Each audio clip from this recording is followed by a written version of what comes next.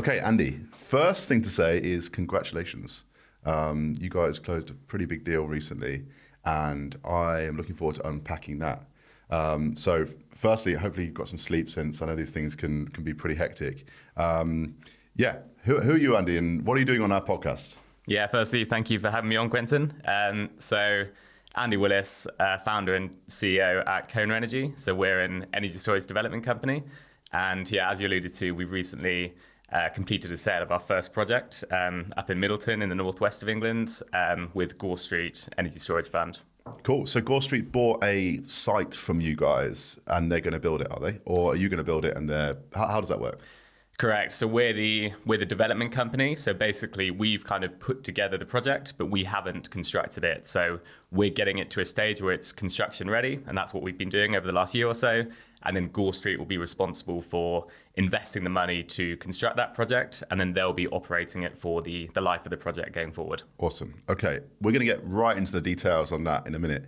But before we get started, let's just find out a bit about you before this. So you've been out on your own doing Kona Energy for a while now. Scary stuff. I'm looking forward to hearing about that. And before Kona Energy, you were also doing battery stuff, right? So do you want to start from the start? Yeah. So I left university in 2015, and it was always kind of a motivation and a passion to work in the clean energy space. I initially joined a renewable heating company back in kind of 2015. And we were focused on... Before renewable heat was cool, by the way. Before it was cool. So this was the early days. It's obviously still a very kind of hard to decarbonize sector of the economy, but incredibly important. So I joined a renewable heating company back in the day, and we were looking to kind of roll out heat pumps on a domestic scale across the UK. There was a government subsidy, the RHI, which kind of stimulated the growth of that market, but back then, and I think it's probably fair to say even now, it's still a very difficult area of the economy to decarbonize, and kind of multiple governments are really trying hard to work out how do we do this on a large scale, how do we make it fair, how do we do it in a cost-effective manner. So that was kind of my first foray into kind of the clean energy sector. What did you do at uni? You engineer, economist? I'm not. I studied human geography, so there was a very kind of big energy focus within that course up at Durham University, but it was quite a broad degree. So it was kind of socio-political, touches on economics as well. But I'm not an engineer by trade. So I've always been more involved in the kind of policy side and the commercial side of the renewables industry. Cool. But yeah, I was always very interested in moving into energy storage. And I think back in 2015 or 16, Bayes at the time, after Bayes kind of took over from the Department for Climate Change, and they put out a statement that said the UK wants to be great in 8 technologies, and one of them was DSR and one of them was energy storage. And at that time, obviously there weren't any kind of batteries on the grid. Tesla was around, kind of rolling out its first cars, and it was clear within the economy it was going to be a big sector going forward, but no one really knew how that was going to play out going forward. So I was very fortunate to join a company called Arenco back in about kind of 2016, early 2017, right at the start of the kind of UK industry for energy storage. So kind of around the time of the enhanced frequency response tender run by National Grid. And yeah, managed to get into Arenco quite early. I was one of the first kind of 10 employees. They had 4 senior managers at the time. Rupert Newland was the CEO. And yeah, they hired a lot of people kind of fresh out of university, basically, who obviously, with being a new industry, weren't perhaps experts in the space, but were willing to really work hard and try and kind of unpick that industry. So that was my first, that was how I started within the UK battery storage space. And Arenco did something very different back then, right? Arenco was a different kind of company and business model. Exactly. So when I joined, we were, in effect, a project development company looking to develop projects and build out those projects as well. And I joined on the back of EFR, which Arenco were unsuccessful in. And as we saw that kind of market, that first tender cleared kind of at a very low price. What was your price, by the way? I was at Centrica and we submitted it, I think it's £13.10. And I think the highest accepted was 12-ish. And EDF was 7, I think. It's crazy looking back on it, isn't it? What do you guys put in? I don't know exactly, and I probably can't say exactly what number we put in, but it was higher than that, and clearly we were unsuccessful at that tender. And it was a bit of a sign of things to come, actually, with those kind of how National Grid ran those tenders, and then what those kind of market prices were clear at. So suddenly, the company, I kind of thought, what do we do next? Because the finance community, the investors were kind of focused on winning the CFR contract, but Orenco were in a good place that they were always kind of very nimble, very pragmatic, very forward thinking. And so we continued to develop projects and actually built out one of the first kind of big batteries back in the day in about 2017, which was a project called Block Switch. Never heard of it. What's Block Switch? Never heard of it. 41 megawatt project in the West Midlands. I'm sure all over the Modo leaderboards. Wow, we love Block Switch because it was, I always say this, I mean, Orenco did a year in the BM just hammering away at it before it was even profitable. I'm not going to say before it was profitable, but it didn't make sense to do that financially, but it did make sense to do that strategically for them. And, they sort of battered down the door of the BM. So big kudos to them. Anyway. Yeah, 100%. And just the engineering of that project as well was kind of so complex. It wasn't one of these kind of early containerized systems. It was actually retrofitted into an existing warehouse. And so looks very different to a lot of the batteries kind of within the UK, and that brought its own engineering challenges, which Orenco worked with General Electric on that project, and built a really interesting and kind of first of its kind project. And as you said, Quentin, the markets were very different then. There wasn't dynamic containment. The FFR market was around, but it was kind of slightly boom and bust. We had some very high prices and then some very low prices. And Orenco as a company thought, actually, we built this first project. It's very impressive, but new players are entering the market who potentially have lower kind of cost of capital than we do, and their business is funding projects and building things. Our expertise is actually probably more on the software side and operating these batteries. So they've kind of already performed in the frequency response markets. They knew what they were doing there and thought, what's the next big thing for batteries? And moved into the balancing mechanism as kind of one of those very early kind of battery players within that. Obviously, potentially very kind of deep kind of liquid markets. And as the kind of market of, I wouldn't say last resort, but that kind of last step before real-time settlement, very relevant to batteries because of their kind of speed of response as well. So Orenco performed well in that early market, and that's well considering they could have made more money perhaps in the frequency response markets. And that's what really drove them to become more of a kind of a software player, rather than thinking, let's develop projects, build them out. Actually, from a business perspective, their view was that we can do better kind of rolling out our software platform and kind of operating other people's assets because we've got that expertise. We're the first mover in the markets and everything like that. So when did you leave Orenco and go out on your own? And how did you make that choice? So there was actually a gap in one other company in between, Zenobē Energy, in between Orenco and Kona. So as Orenco kind of made that pivot, at the time I was working mainly on the development of their projects. So Block Switch got sold to Gresham House eventually. Some of our development portfolio, which I was working on at the time, that got sold as well. And as much as I enjoyed my time at Orenco, I was personally a lot more interested in the development of these assets, the funding of these assets, slightly less on the kind of software side.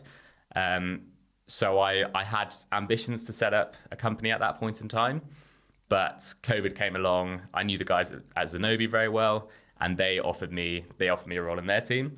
And so I joined Zenobē, who again are kind of, I guess, one of those early players in the market. They've done incredibly well, both on the grid scale side of things, but also on the EV and the kind of electrification of transport on the other side of the business as well. Also quite unusual because they develop their own sites as well. They're not just buying sites. I'm not saying there's anything wrong with that. But if anyone knows how to develop sites, it's Zenobē, and cutting your teeth there as well is a great experience, no doubt. Yeah, 100%. They've got a great team there. My kind of manager at the time, Semi Ostrovez, he came from Wärtsilä, a very smart guy. They both had the kind of development expertise, the construction expertise, the funding expertise, and the operational expertise kind of going forward as well. So I was only at Zenobē for just over a year, but at the time we were looking at some of the kind of National Grid Pathfinder projects. So obviously all in the public domain, but Zenobē built a project in Capenhurst, which was a 100 megawatt project, one of the biggest at the time to be built. And that secured a reactive power contract with National Grid to basically absorb VARs from the system. So not only providing kind of frequency services or trading in the wholesale energy markets, but also providing reactive power services, a very kind of stackable service. I'm really interested in that. I want to ask someone as Zenobi, maybe you know, about how many cycles that battery has to do that kind of, it's a cross between, it's sucking up VARs or voltage support, however you want to describe it. And how many cycles do you have to do for that? I'll be interested to know whether the business case and the actuals are where they thought they were going to be. Yeah, it's a great question. I think one of the benefits of providing a reactive power service or reactive power absorption is it's very stackable with providing other services such as frequency response or trading in the wholesale markets or operating on the balancing mechanism. So you can't quite do 100% of your active power compared to reactive power, but you can get very close. So what I mean by that is you can provide a reactive power service for, let's say, 8 hours of the day, while still pretty much being able to do your full active power service on top of that. So it's a very stackable service for batteries and doesn't really impact your cycling much. It has kind of wear and tear on the inverters, but it is, batteries can provide that service at very low cost, and they can do it kind of independently or simultaneously to active power services, which means for, say, the National Grid running the system, if they were going to get those services from a synchronous generator, a gas-fired power station or something like that, they'd have to physically instruct them to turn on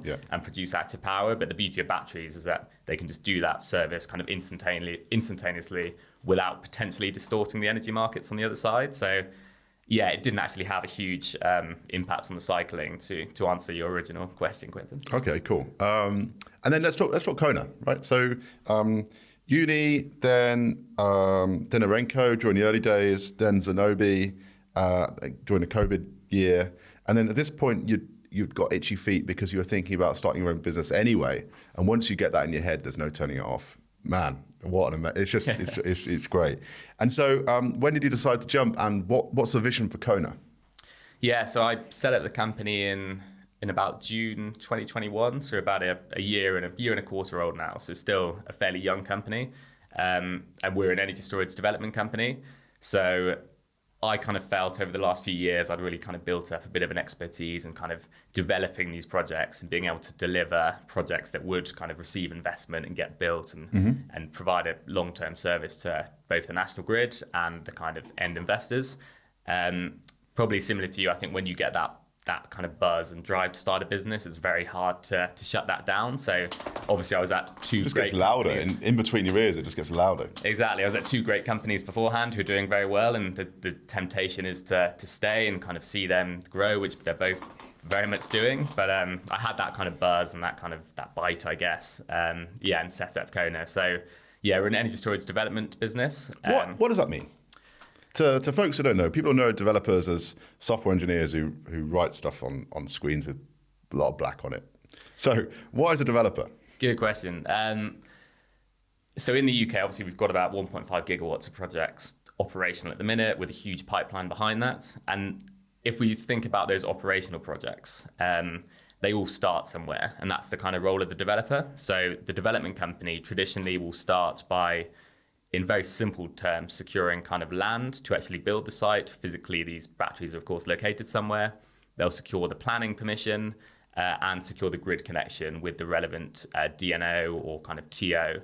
And what they're fundamentally doing is kind of setting the, I guess, base business case and kind of getting all the consents and rights for a project to be built going forward. So three things: somewhere to put it, a bit of land, a grid connection that makes sense, and planning permission. You've got to get those three things together. They're the kind of fundamentals of the of what a developer puts together. And so let's go through each one in its own way. So getting land, do you have to buy the land? Do you have to have a promise from someone that you can rent it? How does all that work? Do you have to go around in fields knocking on people's door? How do you find the land? Yeah, so I guess to take a step back, how we start our development cycle is actually kind of from the business case angle first. So we kind of work out where on the grid if you were, say, National Grid, would you actually put a battery? And we try to think about it from a kind of systems perspective. Once we work that out, and I'm sure we can come on to that in a minute, then it's a case of kind of physically finding land. In terms of that kind of land negotiation, you'll go and speak to a landowner and you'll negotiate what's called an option to lease. So generally with batteries to date, you lease land rather than kind of buying, say, the freehold land underneath it. Why is that? I think you can buy, and I think it's kind of how it's been done traditionally to date. Potentially, investors feel a lease is a kind of safer option. You're not taking on kind of a land for a lot more money, which could theoretically be a liability going forward. It's not to say one's better than the other. It's just kind of the way it's been done to date, basically. And how long do you need to lease the land for? So yeah, the way it works is generally you'd have an option period first, which might be a few years, basically, where you say to the landowner, we have an option to lease your land, and in that time we'll undertake our development process, obviously all at risk, that you're trying to get your planning permission and everything like that. And the reason you don't lease it at day one is, of course, if you lease it at day one and then planning gets, say, rejected after 12 months, you're stuck with a long-term lease, which you can't do anything with. So that's the kind of reason for the option period. Once the actual lease is generally kind of 30 to maybe 40 years in length, and that generally coincides with kind of the asset life of these projects, or kind of what they're expected to do going forward. That's interesting. So it used to be 20, 25 years, right? In the solar days, it was 25 years because I think the idea, 25, 30 years, I can't remember now, but it's because of the feed-in tariff and how long that lasted for. And then the design life of the inverters was usually 25 years. And now it's getting longer to 30 and 40 years. And what do you have to pay for a lease? Now, how does the landowner get paid? Does he or she get a cut of the money you make, or do you pay them a fixed amount? How do you figure all that out? Yeah, it's generally kind of a fixed amount. So we might negotiate that ourselves, or you might get agents to do it. And generally, you kind of negotiate on a pounds per acre or a pounds per kind of megawatt lease. So I can do megawatts, acres. Wow, you lose me on acres. Acres is interesting one, and it really depends on where the market is at the kind of moment in time. So how do you do pounds per megawatt? Because if you're going to put say you could put a 1 or 2 hour system in now, but you're leasing for 40 years, and let's say 10 years time you want to put a 3 or 4 hour system in, does the landowner just have to give you that, and that the megawatt thing feels like it's there's pros and cons of each, isn't there? There are pros and cons of each, and I think acreage is far simpler to do, and on the megawatts, it's more proportional to the size of the project you're building. But theoretically, you could build a 4-hour duration system, but then on the inverse, those batteries are, of course, degrading over time as well. So should the landowner be getting paid less each year as the batteries degrade, and theoretically you make less money, and it's really swings and roundabouts. Well, what else can the landowner use that land for? I guess for them, it's an opportunity cost question, right? So what are you competing with? If you're going to a landowner and saying, I want to build a battery on your land, let's get an option agreement. And the landowner, which might be a farmer, let's say, says, well, I can make X pounds doing whatever a farmer does, growing stuff or rewilding. What's the trade-off for them? Yeah, good question. And it depends on, where the land is, kind of what that land is being used for traditionally. So farmers are often the people you deal with when negotiating these agreements. So they might be using that land for agricultural purposes, for crops, or whatever it may be. So naturally, they're thinking, I'm getting X amount from my crop yield each year. I need to justify a high return through a battery lease or a solar lease or whatever technology it may be.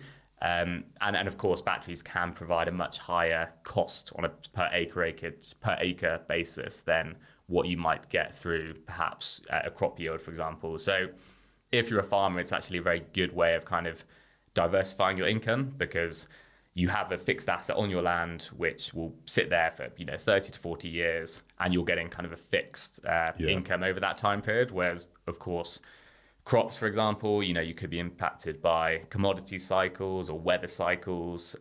So perhaps the kind of risk there, it's fundamentally more uncertain. So, And you might have been screwed by Brexit, right? Yeah, because you used to get these subsidies and now you don't. I don't understand it. I live in a city. But what I know is that some guys have got less money now than they used to. exactly that, Quentin. So it is a good way of kind of diversifying your income, bringing in that kind of solid baseline, which they can then spend on other things on the farm, other kind of innovations to improve the rest of their farm, for example. Cool. All right. So we're done land. And then let's do grid connection and then planning permission. Planning permission is probably the most contentious one, isn't it? Because you're relying on humans to make a decision.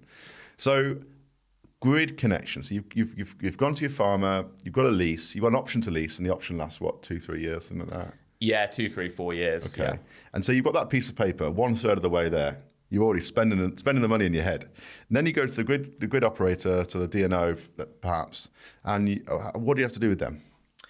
So generally, once you've identified where you want to build the site, it will be ideally in close proximity to a substation, whether that's owned by the DNO or the TO, so the National Grid or Scottish Power Transmission, whoever that may be.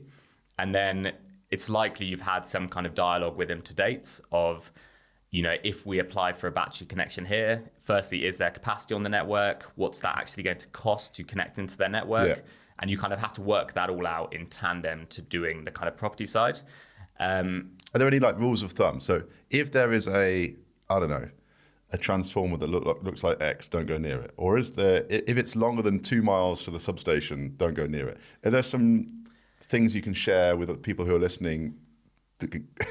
Or share all your wisdom. Come on. Give away all the secrets of the Give trade. away all the secrets, yeah. So at Kona Energy, we're kind of firm believers in scale. So the market's really matured in recent years. There's a lot more kind of money being invested into this asset class. So we generally target kind of projects of 100 megawatt plus. Okay. So that immediately kind of reduces where we can place these assets on the grid. And for example, you're going to connect at, say, a minimum voltage of 132 kV, which is the kind of top end of the DNOs. That's kind of the top end of their voltage level. Or the transmission network where the voltage levels are 275 kV or 400 kV. Which is with National Grid ESO. Big stuff. Big stuff. And very simple. And I'm not an engineer, so this is incredibly simplistic. But the higher the voltage level, basically, the more megawatts you can put onto into that substation. So, for example, if we were looking to do a 100 megawatts project on an 11 kV substation, you'd simply kind of blow out that substation. So if you applied for a connection of that kind of scale, the DNO or the National Grid would come back to you and say, sorry, guys, that physically doesn't work. If you want to make it work, they're kind of obliged to give you a license offer. They might say, we have to build a new substation for you, which could cost tens or hundreds of millions, which clearly, is going to ruin the economics straight away. Yeah, we'll do it for you, but we're going to financially ruin you in doing it. Yeah, it's funny, actually, over the years, because 10 years ago, solar developers wanted 11 and 33 kV connections, and all the best ones got snapped up. This is for smaller sites. And as we've gone bigger, we've gone for these higher voltage connections. And there was a dash for tertiary windings at one point. Pivot Power got a lot of those. A lot of the 50 megawatt standard sites have gone now. And so we're going further up the chain. And I'd imagine that National Grid have got a lot more connection requests from batteries than they've ever had before, because the DNOs are, well, the whole system's got a bit awry, hasn't it? But let's talk about that for a second. What on earth is going on? We're going to come back to a planning permission. What's going on with connections? You know this because you're on the ground. It sounds like it's nonsense. Yeah, so it's a very interesting time in the kind of connections industry at the minute. And anecdotally, we're hearing that development companies are putting in grid applications to connect to, let's say, the National Grid network. And they might get a connection offer back in the kind of 3-month statutory time period, which says you can't connect here until 2035 or 2037. And of course, if you take that to your investors, they're going to laugh at you, because they're not going to wait 15 years for a project to be built in a fundamentally uncertain market. And net zero will not wait until 2035 either. Exactly. So it is a big issue, and National Grid are looking to address this. I think the issue they've got at the minute is that a lot of technologies are trying to connect to the network. So we've got obviously the 50 gigawatts of offshore wind by 2030, a huge amount of solar that's planned to be built over the coming years, a lot of batteries. And now we've got all the hydrogen bots turning up, and they want to connect as well. hydrogen, still a few, unfortunately, kind of big gas plants in the mix as well. Yeah. So what that means is that when National Grid model your connection onto their system, they're not only modeling, say, your battery, they're modeling everything else in that area that's looking to connect. And what that means is that they say, actually, let's, for simple terms, say we've got 1 gigawatt of capacity in this particular area. We've actually got 10 gigawatts of capacity looking to connect into that.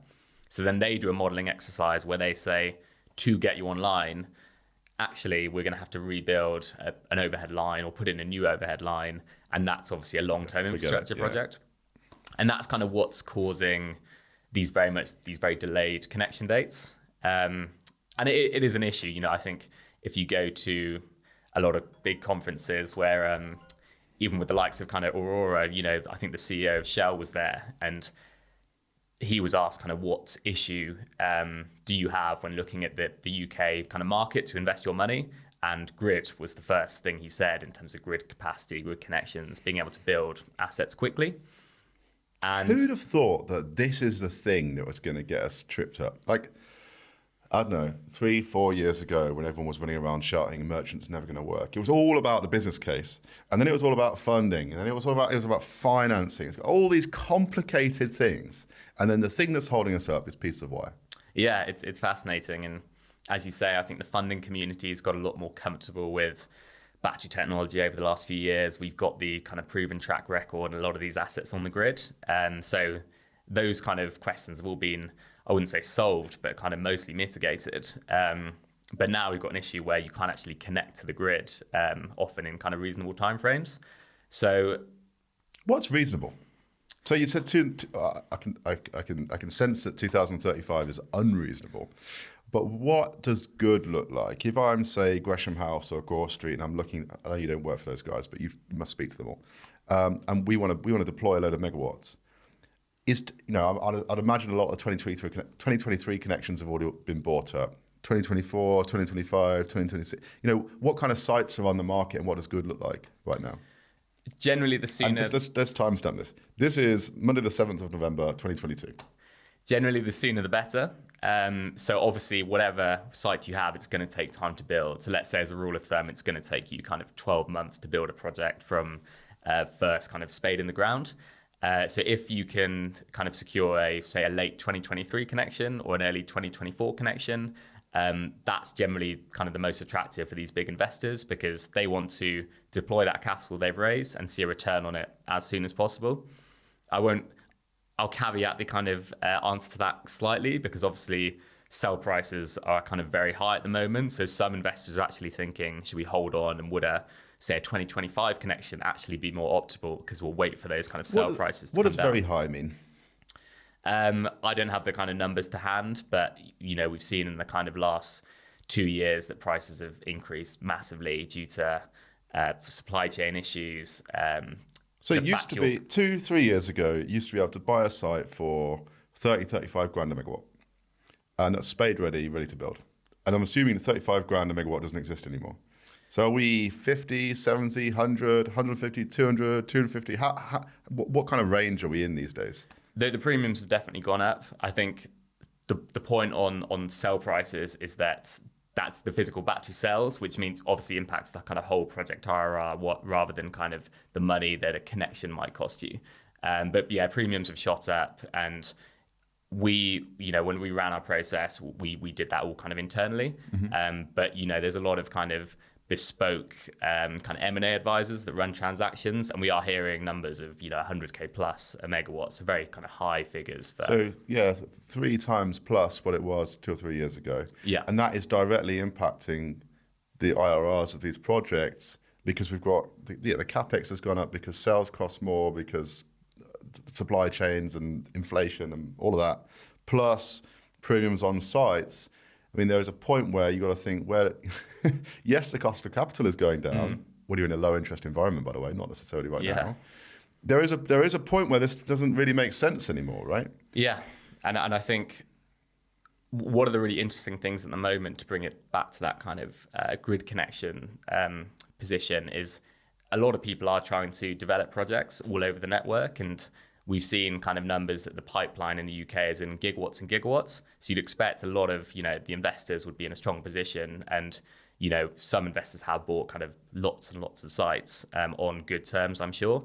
But there is still this kind of scarcity value within the market that if you have a project with a kind of quicker grid connection date, that is kind of valuable. So on the top trumps cards, it looks like a buyer's market. But then it's not if you want good sites and sites now, which most people do. All right, let's come back to you were explaining very well how the whole process worked. Last thing, planning permission. Is it difficult to get planning permission for a battery? Good question, and it's kind of a how long's a piece of string question, because it really depends obviously where you site these batteries and the kind of local conditions and everything like that. I think again, Kona, we're looking at scalable projects, so kind of generally 100 megawatts plus, and we've benefited from some very kind of forward-thinking policy back in, I think it was November 2020. So there used to be a 50 megawatt cap on batteries, and just to provide a bit more information on that. So if you were below 50 megawatts, you could apply for planning through the kind of Town and Country Planning Act, basically the local designation. And if you went above 50 megawatts, you'd have to go through the kind of DCO route, which is a very long process. DCO stands for? Development Consent Order. So that's big power station stuff. That's like national level, as opposed to just a faster normal planning permission thing. Exactly that. It's the same process as, say, the offshore wind farms or a new CCGT might have to go through. And I think the government kind of rightly thought that actually, even though the megawatts might be 100 megawatts, that sounds like a huge amount of power, which it is. Actually, these batteries are probably in a couple of acres in a field. So from a kind of a planning policy perspective, they're not having kind of huge detrimental impacts. So before, if you wanted to go above 50 megawatts, you had to go down this long, painful DCO route, which is a couple of years, wasn't it? And don't you need the Secretary of State to sign off on it? It's that big. Exactly, it's that big. So you had this interesting conundrum in the market where everyone would try and go for 49.9 megawatts. 49.9s, yeah. Keep below that cap. So, and again, fair play to the government that they rightly saw this as an issue. We need a policy change to amend this. And basically they relaxed that kind of megawatt cap.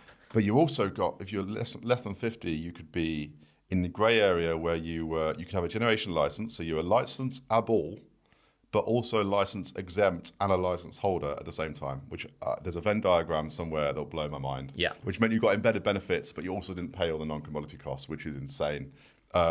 Which is why you got all these sites with generation licenses. Anyway, so there's a few reasons why there are 49.9s, but again, what an odd situation. So what an odd situation. And I think one of the sites, Minety, where it's a 100 megawatt plant, technically split into two projects with two different SPVs and two separate planning applications. So two different SPVs, so that's two different companies, special purpose vehicles, limited companies that own half each. Exactly. Bonkers, isn't it? Yeah, it's the same overall kind of end investor, and everyone could see it was pragmatic to put, say, 100 megawatts on that site, but they couldn't just put in one planning application. It technically had to be two, which it is just bonkers, as you said. It just can't be efficient. Anyway, so coming back to getting planning permission. So you focus on the big stuff, and now you can do the big stuff through a normal planning application, not the DCO, which is great. And how do you get planning permission for a big 100 megawatt site? Let's start with some examples. How many containers is it for a 100 megawatt site? And let's start backwards from there. Yeah, so as you say, these batteries predominantly are kind of containerized system on kind of greenfield or brownfield sites. And for 100 megawatts, again, it depends on your duration, but there'll be a lot of containers, probably 100 plus for that kind of site. Yep. So how they actually look is you'll kind of have your transformer, your substation, your balance of plant, and then often it's just kind of lots of these containers in a field, in effect. They're normally kind of around 2.4 meters high. So from a visual kind of impact, you're taking up a few acres of land, but they're not, say, anywhere near as big as, say, a CCGT or anything like that. So they are kind of less intrusive than a lot of big infrastructure that's kind of built in the UK. So what you would initially do is that you'd apply to the local authority, so the kind of council where you're looking to build this battery, and you would say, we're going to build a system of this size, and these are kind of all these are our plans, this is how big it is, these are how many containers. You'd have to do a lot of studies, say ecology studies, visual impact studies. Check for some newts, that's always a big one. Check for bats. Badgers. what else would you have to do? Noise studies, of course, especially if you're kind of within an area that's close to where people are living. And eventually you submit this kind of big pile of information. Yeah, so you've got this big folder that you submit, and then you've ticked all the boxes, and then what are the chances that it gets rejected? I know it's a difficult question. Yeah. If you had to put a number on it. I'd say we're probably about 70 to 80% are getting approved at the moment, which is good. It's a fairly high number, and a lot of kind of councils in the UK have declared climate emergencies, so they are very aware that we need a lot more clean energy, renewables, batteries to really help us decarbonize as quickly as possible. So they are aware of that, and that factors into all their decision making. I think naturally you need to site these batteries in the right locations, but if you're in a community where people are potentially living close to the battery, then there is going to be more kickback, because not many people want a battery in their back garden, realistically. So as a developer, you'd often run a kind of... Oh, I'd love one. You'd run a consultation process where you'd actually go out and kind of run an event where you'd actually speak to a lot of the locals, you'd address their concerns, everything like that. You'd explain to them the technology, because we're obviously pretty familiar with batteries, but to a lot of people it is very new and it is still very nascent. So you'd explain that to them, kind of explain the benefits, how the construction process works and everything like that, and try to get them comfortable with what's actually happening on these sites. Okay, cool. So there's the three things you have to tie together. Sounds easy, right? Very easy. Funny thing. Developers always get this. They get told that what they do is easy, and it's very, very difficult. And so you get all these sites together. Let's talk about the deal you just closed. So this is where to start. This is huge, because I think this is your first one that you sold. And not only did you sell a big site or multiple sites, you sold it to one of the biggest funds in the UK, or one of the biggest funds in Europe, Gore Street, who I'd imagine go through everything with a fine tooth comb because they're professionals. So what was that like? What was the deal? What did you sell? What did they buy? And what was the process like? Just before we get onto that process, I'll give you a bit Unless more you're not allowed to information talk on about it. I'll just a bit more information on the project as well. And again, I'm probably sidetracking slightly here, Quentin. Go for it.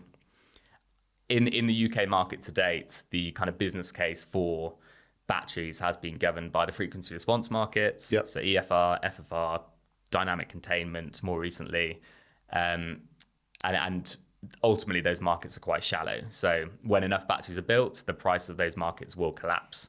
And I think a lot of investors have moved into the markets on the back of these kind of quite lucrative frequency response markets.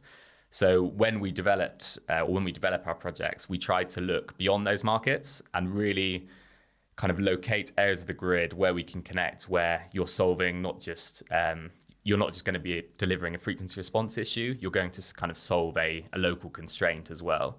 So our first project that we've recently sold to Gore Street Energy Storage Fund it's in the northwest of England, and the substation we're connecting to it's the landing point for 6 offshore wind farms.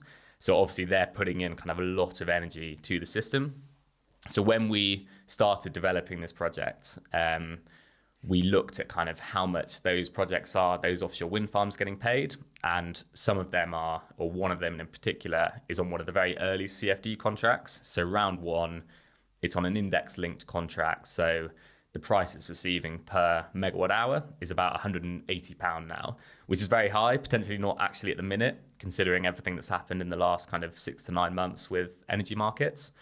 But it's receiving a lot of money for each megawatt hour it produces, and rightly so. I think the CFD it's a great policy in all, but naturally Even at 180 quid, they're probably still giving some back to the government. I think they are now, exactly. So, and as we know, the recent price of the CFD auctions is £40, and it just shows how quickly the price of offshore wind has come down. But what we also looked at was the curtailment of these assets. So what that means is how often these wind farms were asked to basically turn off when perhaps there was an oversupply of energy and the local grid infrastructure couldn't take that energy. And we actually realized that in that part of the network, it was very, very high. So there was a lot of curtailment at these offshore wind farms. And when they get curtailed, because they've got a CFD, they have to get paid to curtail, right? Exactly, because for the offshore wind farm operator, they're thinking we've done our part of the job. We're producing kind of clean, free energy when it's windy. It's not our problem, that we're being curtailed. That's a network issue further down the line. So they still need to have that CFD paid to them so they can justify and kind of pay off their initial investments. So our kind of very simple logic thinking about the offshore wind is if you have a large scale battery at a facility like that, rather than curtailing the wind and kind of bidding off those wind farms, you can use that battery to store when there's an excess of energy, hold it, and obviously give it back to the grid kind of at times of need later in the day. So if I understand this correctly, your thesis is develop battery sites in places located where there is a benefit. And one of those examples is where there is offshore wind that's getting paid to switch off, that's something's broken there. So let's put a battery there, and hopefully some of that, rather than paying them to switch off, we can pay to use the battery instead, and then we're still keeping the renewable energy from the wind. Is that right? Correct. And that's one of the kind of local constraints we identified in the northwest of England at this place called Heysham, where we're connecting. Heysham that also has a very large nuclear station, right? Yes, and that's another very interesting point because there's two EDF nuclear plants next door to each other there, Heysham 1 and Heysham 2.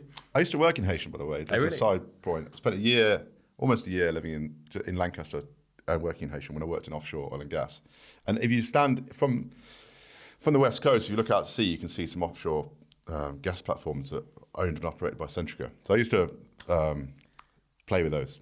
It's a fascinating part of the world, isn't it, from an world. energy perspective? Yeah, you've got the nuclear plants, the offshore wind, the kind of gas as well. So, and for us, both those nuclear facilities are coming offline, and I think Heysham 1 is meant to be 2024, and Heysham 2 is 2028. Yeah. And those plants obviously provide kind of baseload energy to the system. And there's so much power infrastructure around there. There's overhead lines everywhere. There's massive it just feels like somewhere which is asking for more generation and more electrical stuff. Exactly. And one of the things we did was we looked at kind of what else are these nuclear power stations, these nuclear plants doing, and what's going to be the impact when they come offline? And Heysham 1 and Heysham 2, through the kind of merchant reactive power markets that National Grid offer, they get paid more than any other asset on the system to absorb VARs from the system. So again, predominantly caused by the kind of increase in renewables in the local area. So one of our kind of hypotheses was, what happens when those nuclear plants come off in the next few years? There's again going to be a big hole for, say, reactive power absorption, which again is a service the battery can offer. So when we were taking this project out to market to the likes of Gore Street, we weren't pitching it as a frequency response battery. This was a battery that could manage kind of multiple grid constraints in terms of those energy constraints from the wind, but also solving some of those more kind of system issues through reactive power issues, lack of inertia when the big thermal plant comes offline. This is smart. So you're saying, I don't know what the future looks like, but there's some big, almost macro-y impacts on this local area with the new wind and the nuclear coming off and all this power infrastructure. I don't know what the future looks like in revenues, but I do know that if we put a battery here, it's going to be top of the pile to access those revenues. Correct. And again, it's an interesting sell to the investors because some people would ask us, okay, that sounds great, and we totally agree with the hypothesis. Now I'll put it in a spreadsheet. Yeah, give us the contract that aligns with that, so you know the guaranteed income, and you can't ultimately because there isn't a long-term contract to provide those services. So we would do a lot of analysis on the kind of the Orbis market, the reactive power market, what the price is to date, what theoretically it's going to be going forward. It's a murky old market, isn't it? It's a murky market, and you show that. You show that to the investors, and I guess you want to work with people that hold that same belief that these batteries can provide multiple services and kind of manage multiple system issues. But again, we try and look at the market as holistically as possible to use batteries to manage multiple areas of the grid. As an aside, my hope is with all this wind, because the wind is connected behind an inverter, that the wind will be able to adjust power factors themselves so we don't have as many reactive power issues on the network. That's my idea. Yeah. It will take a lot of coordination from National Grid. And I know this kind of goes against what you were just saying, and batteries will play a role in it too. My hope is that we've got so much power electronics connected to the grid through wind and solar that we manage it a bit better, and we're just not stuck at unity power factor or 0.95 and that's it. Anyway, that's an aside. No, I agree. It's an though, and I think optimization problem we need to solve, really. it is an optimization problem, and National Grid ran another kind of Pathfinder contract about a year ago for voltage management. And one of the winners of that contract was an OFTO, so an offshore kind of transmission owner, which connects wind farms into the mainland grid. Yeah. So they can use that power electronics to provide that service, as well as batteries or whatever the other technology may be. And ultimately, it's about managing this in the cheapest way possible for the end consumer, whether it's batteries or a wind farm in effect. Absolutely. And then let's talk about the deal, right? Let's finish up on the deal. What's it like to finally sell the project? Who's involved?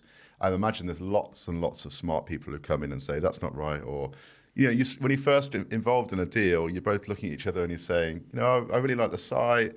You're very pretty, everything's wonderful. And then you get into it and the game is to say, well, that bit's not right, that bit's not right, we're going to adjust this. So what's that like, and what's the emotions of doing that like? Yes, you run a process where you speak to a few different investors who are interested in the site and ultimately they want to buy it.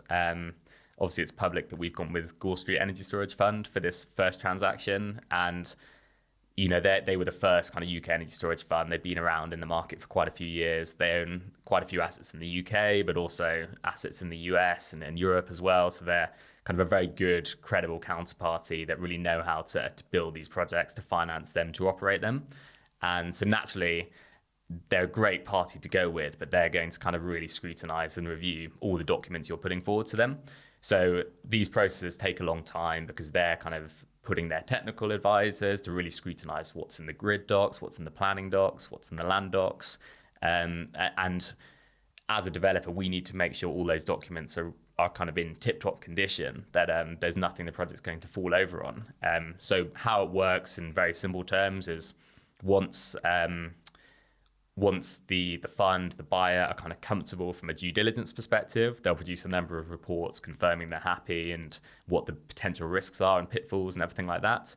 Then you kind of physically draw up the legal documents, and Gore Street are buying a subsidiary company owned by Kona Energy Limited, which holds all the rights to the project. So then they will kind of be responsible for ultimately building that project out going forward. So the product's in its own limited company, and you're just going to sell that, all the rights and everything's in that call it an SPV, right? Special purpose vehicle. And then they buy that company from you, and that's it. You're done.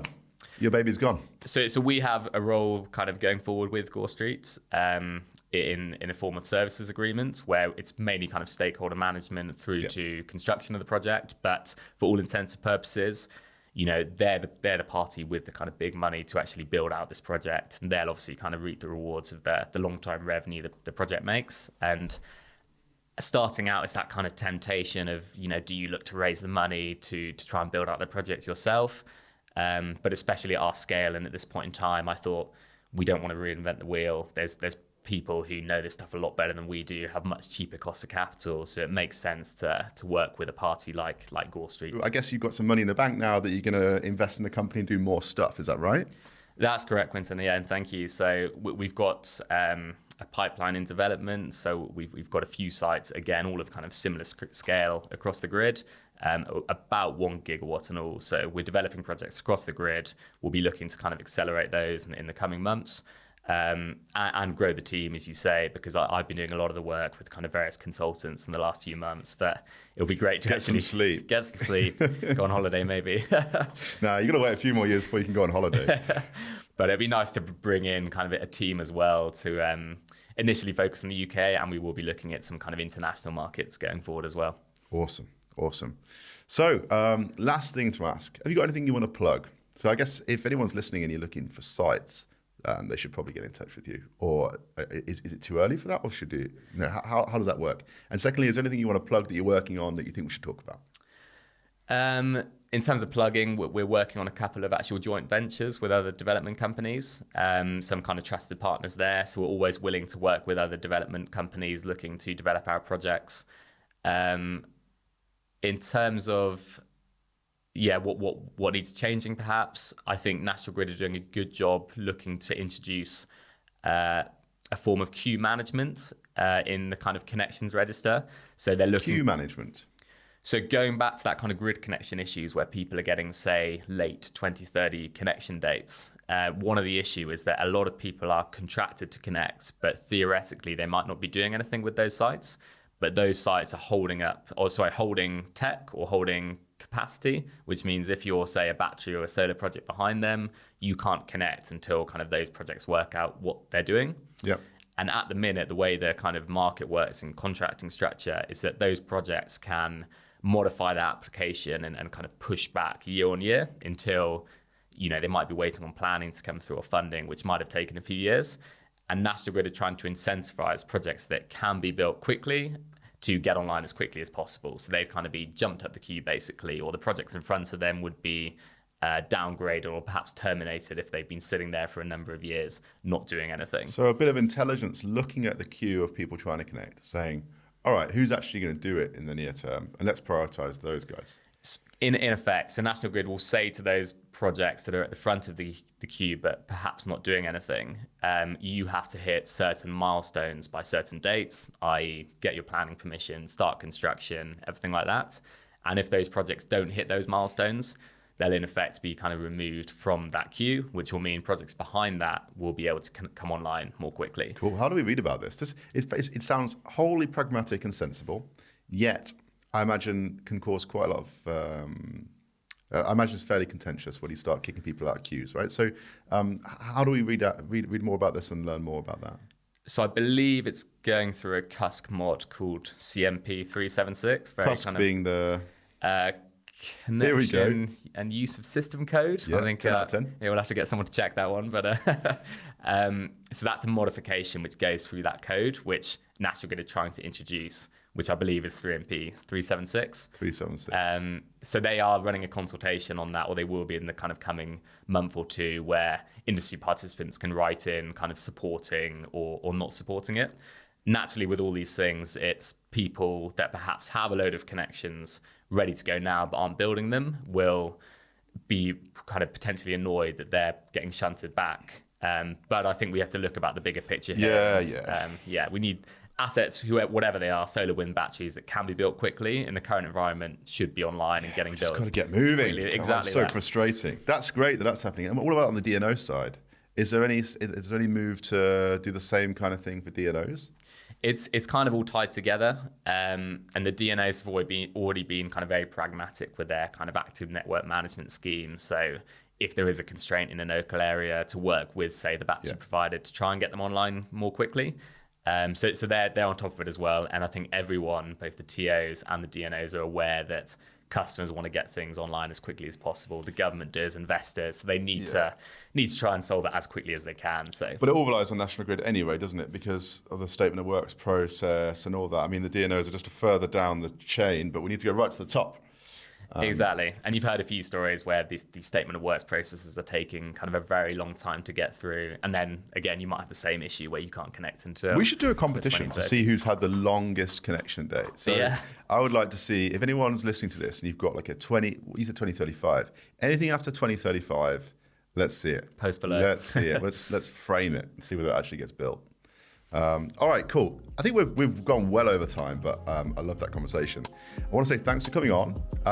It's been a blast, and we'll put a link to the notes in the notes to your website and all the stuff you're working on. And once again, huge kudos on getting the project over the line, and we want to see you do many, many more. So awesome. Thank you for having me, Quentin. Thanks for coming on.